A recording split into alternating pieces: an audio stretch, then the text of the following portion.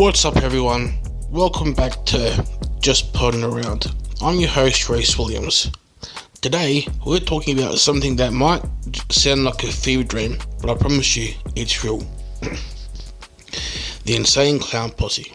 Yeah, Violent J and Shaggy 2 Dope. The face-painted rap duo most famous for Juggalos, Faygo showers, and songs about how magnets work. But here's a twist. They are also pro wrestlers, and not just in their own backyard either. They dipped into WWF, WCW, ECW, TNA, and even built their own wrestling promotion. So let's paint our faces and dive into one of wrestling's weirdest crossovers. ICP aren't just musicians who dabbled in wrestling. They are lifelong fans. Back in the early 90s, they actually trained a bit themselves. And by 1999, they decided, screw it, let's just start our own wrestling promotion. And boom, Juggalo Championship Wrestling, or JCW, was born. It isn't your average indie fed. Think hardcore matches, wild comedy gimmicks, and a heavy dose of Juggalo flavour. Basically, ECW if you mixed it with a house party that never ends.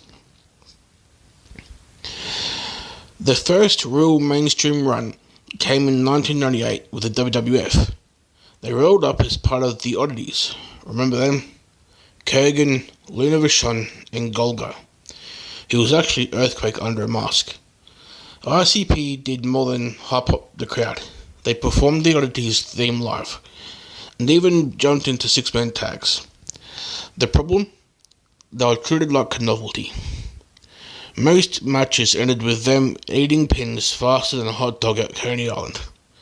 After a few squash jobs, ICP said nah and bounced. They later claimed WWF promised them protection but double-crossed them. Classic Attitude Era politics. Not long after, WCW scooped them up. And honestly, this was ICP's best run in mainstream wrestling. They teamed up with Vampiro and Raven in a stable called the Deadpool, later evolving into the Dark Carnival with the Great Muta. Yeah, the Great Muta. ICP got to stand shoulder to shoulder with one of Japan's most legendary wrestlers. They wrestled guys like Rey Mysterio, Eddie Guerrero, Billy Kidman, and Conan. In fact, Road Wild 1999, they were on pay-per-view getting bombed around by Peak Eddie and Ray. That's insane. Sure, ICP were there mostly to get beat up, but every once in a while, they actually scored wins thanks to interference. They even pinned Kidman once on Nitro. Let that sink in. ICP. The guys rapping about clowns and Faygo have a WCW win over Billy frickin' Kidman. Now, before WWF and WCW, they dipped into ECW briefly in 1997. Paul Heyman brought them in for a guest appearance. They got pulled into the Rob Van Dam and Sabu vs Tommy Dreamer and Sandman feud. But ECW fans were not having it. The crowd absolutely shredded them. RVD and Sabu destroyed them in the ring, and that was the end of ICP in Philly.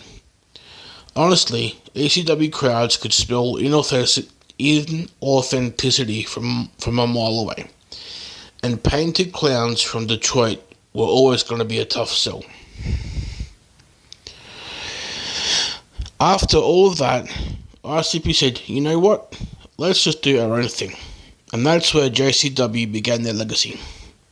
They pulled in legends like Terry Funk, Mick Foley, Scott Hall, Sabu, and Abdullah the Butcher, and blended them with underground hardcore names.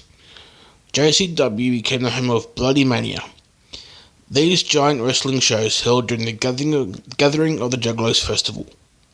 Picture this: thousands of Juggalos, gallons of Faygo, and Abdullah the Butcher stabbing someone with a fork. It's beautiful chaos. So, are ICP actually good wrestlers? Not really. But not completely terrible either. They could bump, sell, and brawl. Shaggy even tried the occasional high spot. Their matches were usually comedy heavy with hardcore brawling and double team chaos. They aren't there to put on a 5-star technical clinic. They are there to entertain, bleed, and bring Juggalos into the wrestling world. ICP and wrestling were never going to headline WrestleMania or win world titles, but they don't need to. They are super fans who got to live out every wrestling fan's dream. Step into the ring with their heroes, from WWF's Oddities to WCW's Dark Carnival to ECW's One-Off and finally JCW. The Clowns carved out their lane. They are remembered less for technical skill and more for the fact that they stuck around. Unlike most celebrity cameos, ICP kept coming back, building something that, love it or hate it, still has a place in wrestling history. So there you have it, the Insane Clown Posse's wild ride through pro wrestling. From oddities to entrances to Bloody Mania main events, ICP proved they aren't just passing through. They wanted to belong in wrestling, and in their own way, they did. Thanks for listening, and remember, wrestling is a circus, so maybe it always needed a couple of clowns. I'll catch you next time.